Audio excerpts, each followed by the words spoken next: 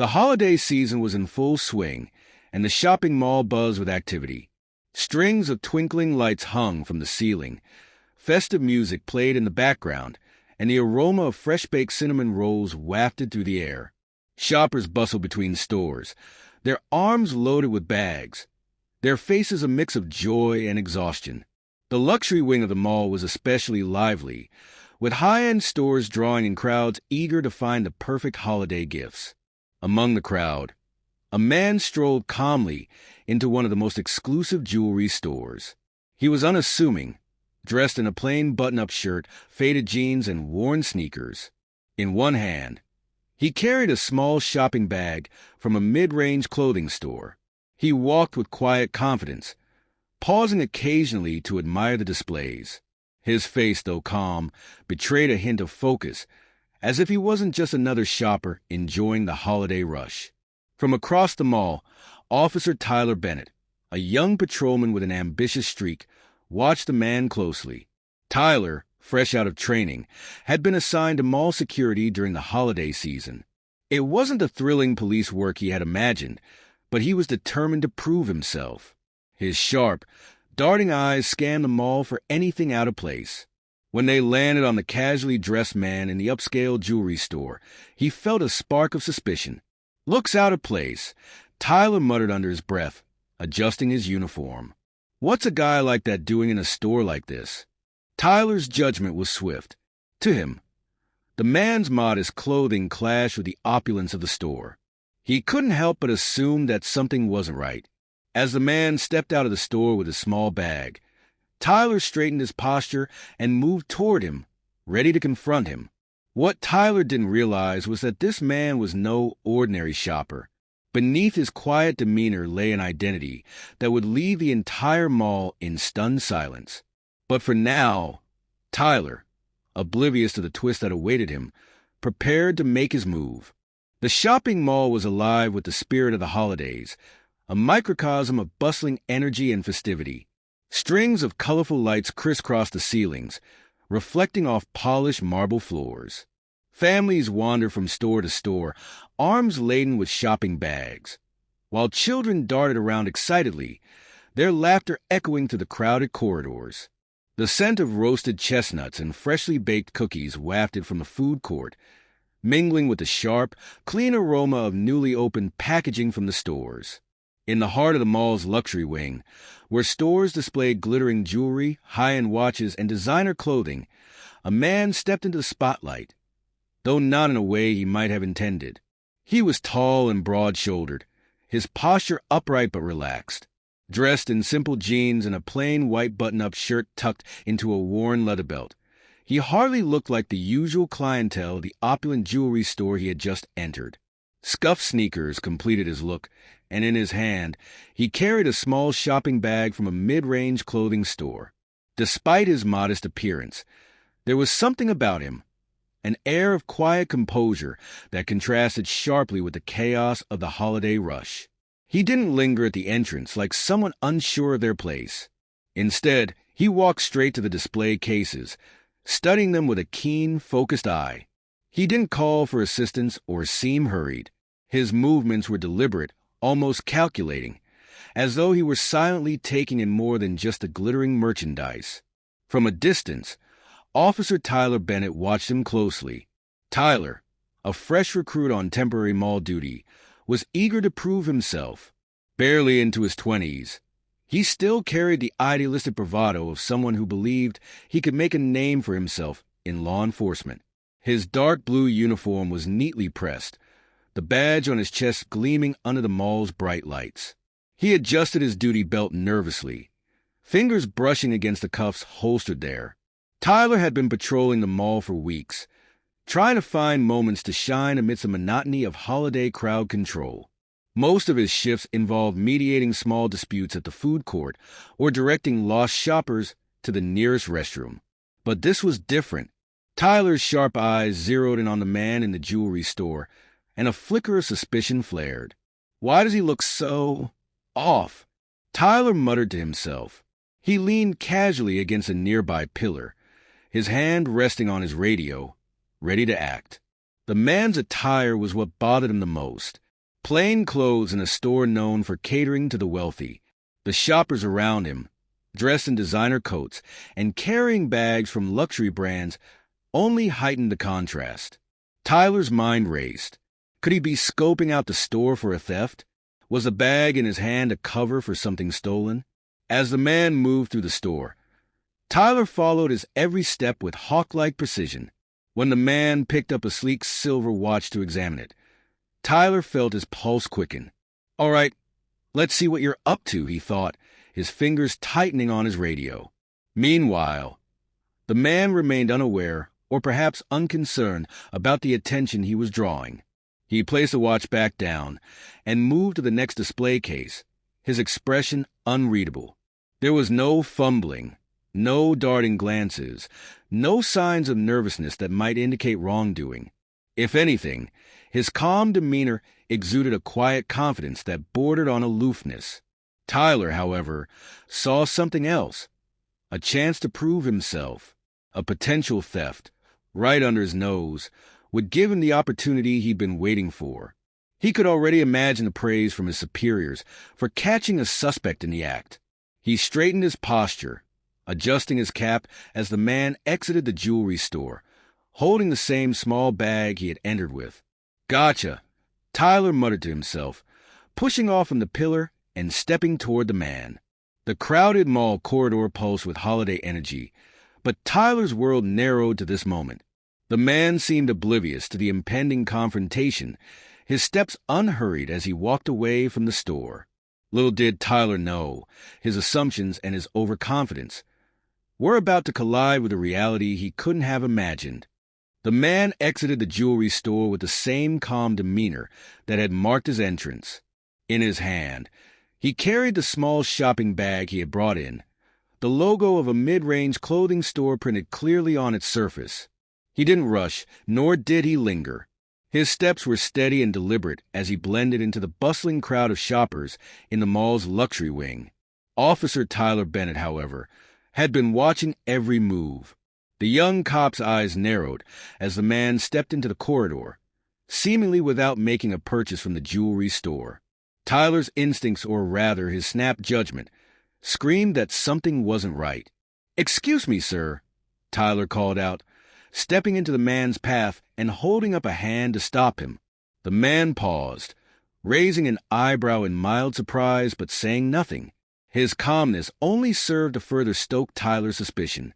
"Yes," the man replied, his tone polite but measured. Tyler placed a hand on his hip, near his utility belt, as if to establish authority. "I'd like to take a look inside that bag," he said, nodding toward the man's shopping bag. The man tilted his head slightly, as though trying to gauge the situation, but he didn't protest. "Sure," he said simply, holding the bag out for Tyler to inspect. His movements were unhurried, his expression neutral. Tyler snatched the bag and peered inside, expecting to find something incriminating. Instead, he pulled out a single item, a neatly folded shirt with the price tag still attached, complete with a receipt from the mid-range clothing store. "That's all I've got," the man said evenly, watching Tyler with an unreadable expression. Tyler frowned, his confidence wavering for a moment. But instead of backing down, he doubled down. "You just came out of that jewelry store," he said, his voice louder now, drawing the attention of nearby shoppers. "What were you doing in there if you didn't buy anything?" The man shrugged. "Browsing," he replied. "Is that a crime?" Tyler's jaw tightened. The man's calmness irritated him, making him feel like he was losing control of the situation. A small crowd of curious onlookers began to form, their murmurs growing louder as they watched the confrontation. "I don't buy it," Tyler said sharply, his voice rising. "You don't just walk into a high-end store like that empty-handed and leave with nothing. What were you really doing in there?" The man remained composed, his hands resting lightly at his sides. "I told you," he said. "I was browsing. Is there a reason you think otherwise?" Tyler pointed at the man's modest attire. "Let's just say you don't exactly look like their usual customer," he said, his tone laced with condescension. A ripple of murmur spread through the crowd, some people nodding in agreement, others frowning at Tyler's words. A woman whispered to her companion, "That's not right. You can't just judge someone like that." The man let out a quiet sigh, his patience unbroken. "Officer, I'm not sure what you're implying, but I've done nothing wrong," he said firmly but politely. Tyler, unwilling to back down in front of the growing audience, crossed his arms. "We'll see about that," he said. "Until we confirm, I need you to stay right here." More people stopped to watch, their faces a mix of curiosity and discomfort. Some whispered among themselves, while others openly questioned the officer's actions. "Is this really necessary?" a young man in the crowd asked. Another shopper muttered, "What's his problem?" The guy's cooperating. But Tyler's focus remained locked on the man, determined to find something that justified his suspicion. The man, however, stood his ground, his posture calm and his expression unwavering. He didn't argue, didn't escalate, and didn't show even a flicker of fear. As the tension in the air thickened, Tyler couldn't shake the feeling that the situation was slipping out of his control. Little did he know, the man's calmness wasn't born of helplessness. It came from a confidence rooted in something far beyond Tyler's assumptions. And in just a few moments, the cop's entire perspective would be turned upside down. Tyler Bennett straightened his shoulders, now fully aware of the growing audience around him. The murmurs of the crowd served only to feed his determination to prove his point. He gestured to the man's simple attire, a plain button-up shirt, jeans, and scuffed sneakers, with a smug expression, as if presenting undeniable evidence. "Look at you," Tyler said loudly, his voice carrying over the din of the bustling mall. "You really expect me to believe you were just browsing in a store like that? People don't walk into luxury stores dressed like they're heading to a hardware shop." The man stood still, his expression unchanging. His calm demeanor contrasted sharply with Tyler's increasingly heated tone. "I'm not sure what my clothing has to do with anything," the man said evenly, his voice firm but polite. "I wasn't aware there was a dress code for looking at watches." The crowd murmured again, a few people exchanging glances.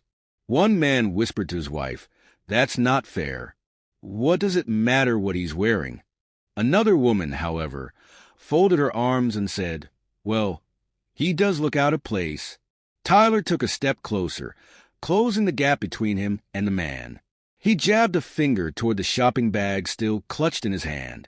"You're telling me you walked into a store where the cheapest watch cost more than your entire outfit, didn't buy anything, and just decided to leave? That doesn't add up." The man raised an eyebrow, his composure intact. "Officer, I've explained myself. If you have a legitimate reason to detain me, I'd like to hear it. Otherwise, I think we're done here." But Tyler wasn't backing down. He could feel the weight of the crowd's eyes on him, a mix of curiosity and judgment. Some were siding with the man, while others seemed to silently root for Tyler to uncover something incriminating. The young cop felt the pressure mounting, his pride and authority at stake. "Done here," Tyler snapped, his voice louder now. "Not until I'm satisfied. You're acting way too calm for someone who's being questioned. That just makes me even more suspicious." The man sighed softly, his patience beginning to wear thin. "Officer, my calmness is not an admission of guilt. It's simply how I choose to handle baseless accusations." The crowd reacted to this with a ripple of murmurs, some chuckling under their breath at the man's calm rebuttal. Tyler's jaw tightened, his frustration boiling over. He pointed to the man's sneakers, their scuffed edges glaringly out of place in the opulent surroundings. "Let's be real," Tyler said, his voice dripping with sarcasm. "Someone dressed like you isn't shopping for luxury watches. You think I'm stupid? You were probably scoping out the place to see what you could grab." That statement drew an audible gasp from a few people in the crowd. A middle-aged man stepped forward slightly and muttered, "That's uncalled for." The man in question, however, didn't flinch. He remained calm, his gaze steady. "Officer," he said, his voice firmer now, "you're making assumptions about me based on nothing but my appearance. If you're done accusing me without evidence, I'd like to leave." But Tyler wasn't ready to let it go. The growing tension seemed to spur him on, and his voice became sharper. I've got a responsibility to make sure people like you don't take advantage of places like this. And until I'm sure you didn't take anything, you're not going anywhere. The man's expression hardened slightly, though he maintained his composure. People like me, he repeated, his voice measured but tinged with steel. And what exactly do you mean by that? The crowd grew silent, the weight of the question hanging in the air. Tyler hesitated, realizing his words had struck a nerve, not just with the man but with many of the onlookers. He fumbled for a response, but was interrupted by a voice from the back of the crowd. "Enough!" the voice called out, cutting through the tension like a knife. Heads turned as a tall, well-dressed man pushed his way forward, his authoritative presence immediately shifting the dynamic. As the newcomer approached, Tyler and the crowd would soon realize that this confrontation was far from over, and that the modest man wasn't just an ordinary shopper. The tension in the air was thick enough to cut with a knife. Tyler stood with his arms crossed, glaring at the man who had maintained his calm composure through the entire ordeal. The crowd, now larger, had gone mostly silent, their eyes darting between the young cop and the unassuming man. Some whispered to one another, while others simply watched, waiting to see how the scene would unfold. The man finally let out a soft sigh, his patience clearly tested. He reached into the back pocket of his jeans, moving slowly and deliberately. "All right, officer," he said, his voice still calm but carrying a slight edge. "If this is the only way to put this matter to rest, let's clear things up." Tyler tensed, his hand instinctively hovering near his utility belt. "Careful," he barked, his tone sharp. "Let me see what you're reaching for." The man paused momentarily, then pulled out a worn leather wallet. The motion was so casual that Tyler's tension should have eased, but it didn't. Instead, the officer's eyes narrowed as he watched the man flip the wallet open, revealing its contents to the gathering crowd. There it was, a badge, but not just any badge. The polished gold emblem glinted under the bright mall lights, and above it, the unmistakable lettering, Federal Bureau of Investigation. Alongside the badge was an official identification card with the man's name and photo, Special Agent David Matthews. The crowd collectively gasped. A middle-aged woman near the front clapped a hand over her mouth. "He's FBI," someone whispered in disbelief. A young man in the back muttered, "Oh, man, that cop's done for." Tyler's eyes widened, and his face drained of color. He took a step back, his confident facade crumbling like a house of cards. His lips moved, but no words came out as he stared at the badge, realization dawning on him with the force of a tidal wave. Agent Matthews closed the wallet with a firm snap and tucked it back into his pocket. His calm demeanor hadn't wavered, but there was now an unmistakable authority in his posture. He looked directly at Tyler, his gaze steady but devoid of anger. "My name is Special Agent David Matthews," he said, his voice clear and composed. "I'm with the FBI, currently working undercover on an investigation into counterfeit luxury goods. The very store you just accused me of stealing from is part of the operation." The crowd erupted in murmurs again, their whispers growing louder as the weight of the revelation sank in. Tyler looked around helplessly, his cheeks flushed with embarrassment. His earlier bravado was nowhere to be found. Matthews continued, his tone sharp enough to cut through the noise. "Your assumptions, based solely on my appearance, could have jeopardized months of investigative work. Do you have any idea how reckless that was?" Tyler opened his mouth, but no sound came out. His mind raced, trying to piece together an explanation or an apology, but none seemed adequate. He could feel the eyes of the crowd on him, their judgment heavy and unrelenting. Matthews turned his attention briefly to the crowd. "For those of you who've been watching," he said, "this is a textbook example of why snap judgments are dangerous. Appearances can be deceiving, and bias, intentional or not, leads to poor decisions." He looked back at Tyler, who was now visibly shaking. "I'd suggest, officer, that you take this as a learning opportunity. The next time you're in a position of authority, Think twice before jumping to conclusions. Tyler stammered, I didn't mean... I'm sorry, sir. I didn't know. Not knowing is no excuse, Matthews replied firmly. You're a law enforcement officer. It's your job to know, to observe, and to act with fairness and professionalism. The murmurs in the crowd died down as Matthews took a step closer to Tyler. Despite the tension, his voice softened slightly. You made a mistake. Own it, learn from it, and don't let it happen again.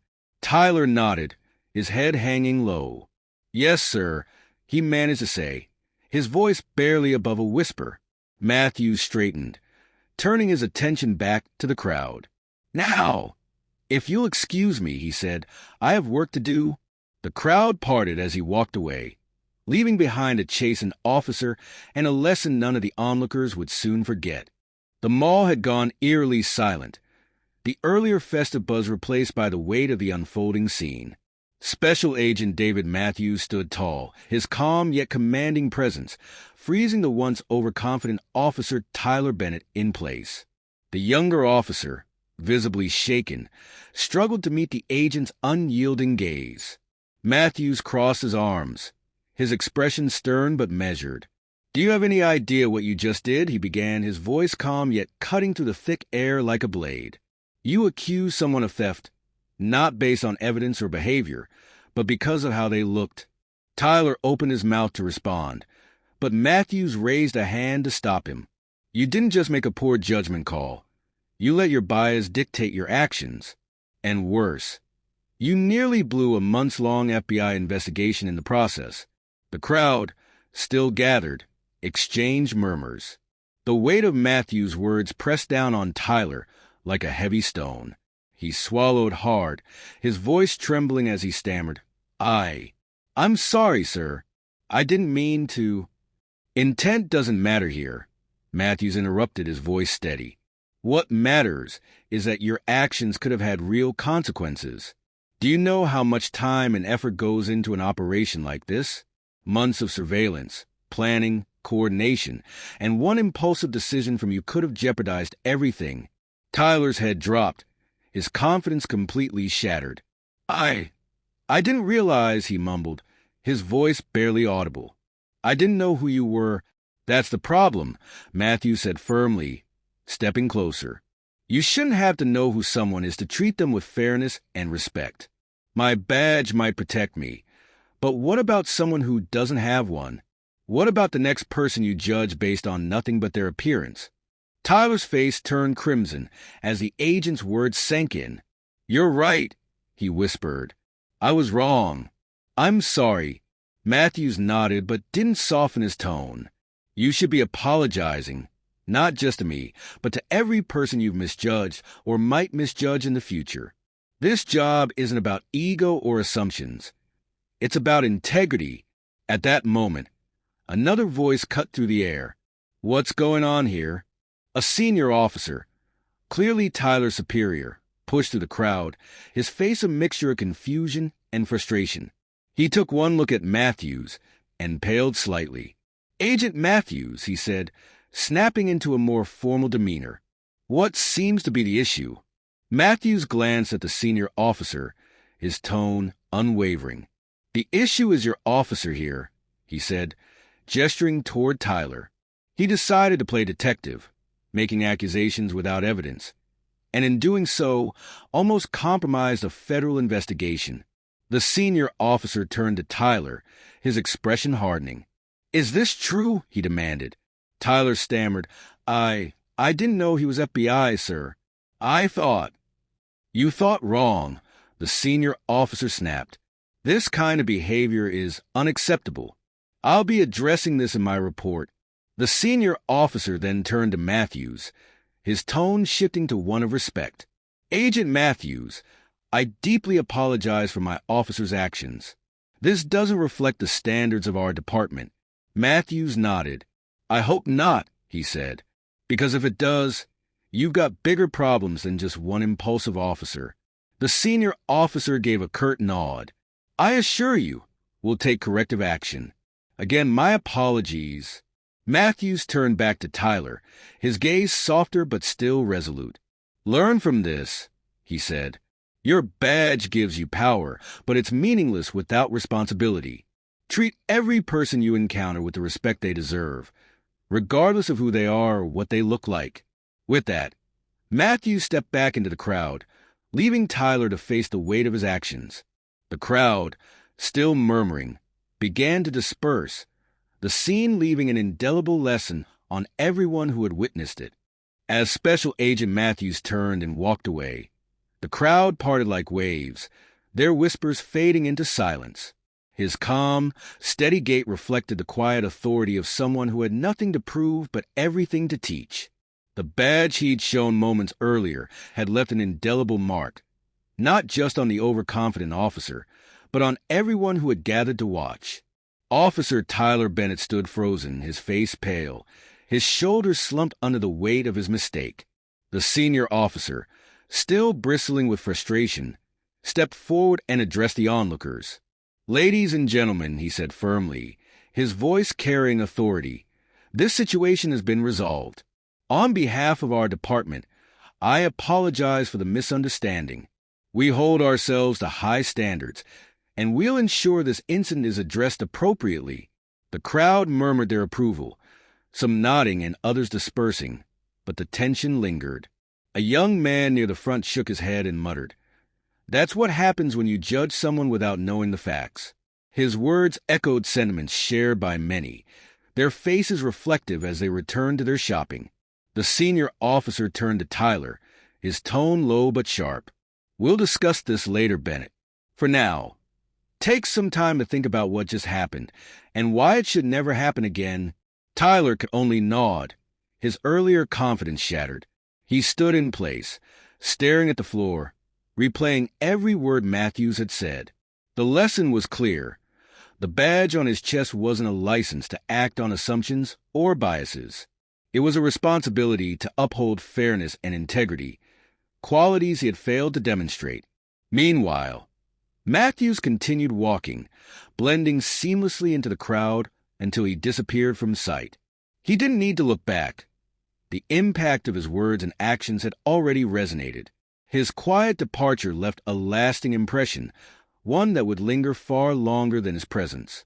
As the mall's holiday buzz returned, a narrator's voice overlays the scene, reflecting on the day's events. Prejudice is a silent thief, robbing us of the ability to see people for who they truly are. Snap judgments and assumptions are dangerous, often leading to mistakes we can't take back. Integrity, respect, and humility, these are the foundations of true authority. Remember, appearances can deceive, but character never lies. The scene fades to black, leaving viewers with a powerful reminder.